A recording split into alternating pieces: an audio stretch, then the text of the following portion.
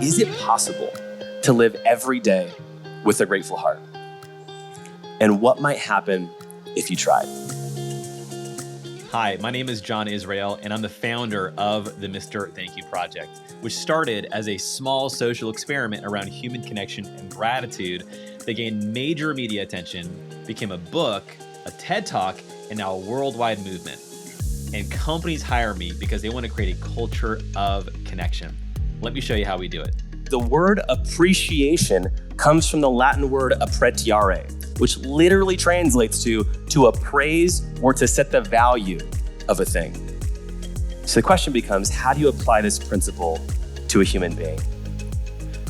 Curiosity is a precursor to appreciation. And appreciation is the birthplace of empathy. With empathy, we develop compassion. And when you have compassion, you have the ability to literally connect with anyone.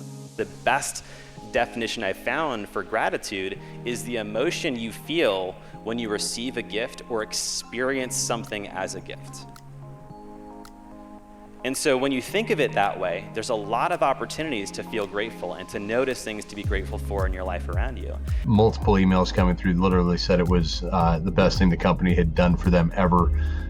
It was so well received that I then did it for my client base, my business partner base, had another few hundred people on the call, got the same type of feedback. Most high producers are overworked, overwhelmed, and about to quit. This is costing organizations millions of dollars every year. Research shows that losing a top producer can cost companies an average of 5 times their annual salary. Meaning, if they make $100,000, you're losing $500,000 if they go to a competitor, not including the team members or clients they take with them.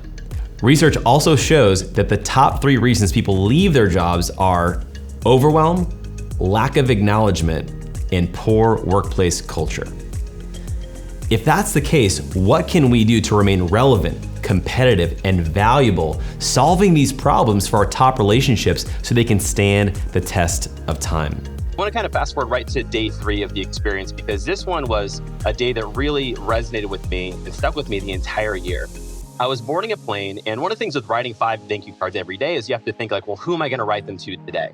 And as I boarded this plane, I thought about the pilot. And essentially, this is a letter that I wrote.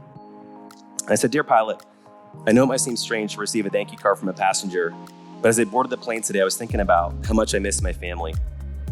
And then I realized this is what you do every day for your job. I can't imagine how many birthdays, anniversaries, or special events you sacrifice for your work, not to mention the hundreds, if not thousands of hours you spent in the cockpit training for your job, because no one becomes a pilot by accident.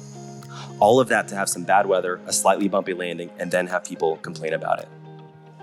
So whether you hear it enough or not, I just want to say thank you on behalf of myself and everybody on our flight."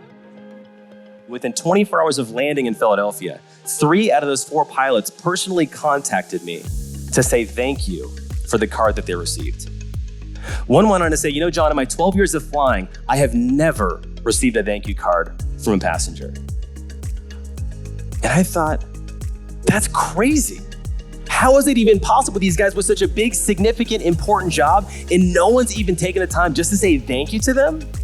And thought, if that's the case for these guys with such a significant career, what about everybody else in their lives, in their relationships, in their marriages? I thought there was a huge appreciation deficit in the world. Very rarely is there a standing ovation that's spontaneous and real. That happened today. Everybody got out of their chairs at the end of the message. And as the meeting organizer, that's what you want. When you give a gift to somebody that is personal, that is designed and meant for them, they feel important, they feel valued. And one of the things that we want to create to get more referrals to be talk aboutable is something that we call positive emotional resonance. This is where we incorporate our framework called the Gratitude Advantage, which gives organizations the tools to create a culture of connection and longevity with both top team members and clients. The 3 key practices of the Gratitude Advantage are, number 1, appreciative leadership, which is when we consciously look at each member of our organization and ask these questions. What do they value? What are their goals? And where does it hurt? When we know the answer to these 3 things, we connect at a deeper level.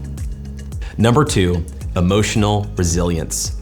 Emotional resilience is how we metabolize pain into progress. In other words, how quickly can we recover from hurt, failure, and embarrassment? The answer, how quickly you can find the gift in the experience. Number 3, the reduction principle. Rooted in positive psychology, the reduction principle invites us to consider how would it feel to lose a significant relationship? Then, knowing they are still with you, how do you show appreciation to the value they add to your life, your family, and your business? The more that I get to share this message, I do hear a really interesting question, which is, John, I love this. This sounds really beautiful. But what's the ROI of gratitude? Fair question. I deal with a lot of entrepreneurs, business owners, like, hey, John, conceptually, I get it. It's great to be happy and grateful, but what do you actually get in return? And I always say the same thing back. And I ask them the question, what is the cost of taking people for granted? I'm really excited to take what I've learned from him today and his message and really apply that to my business. And it got me thinking outside the box, how many people we can truly affect and lives that we can change.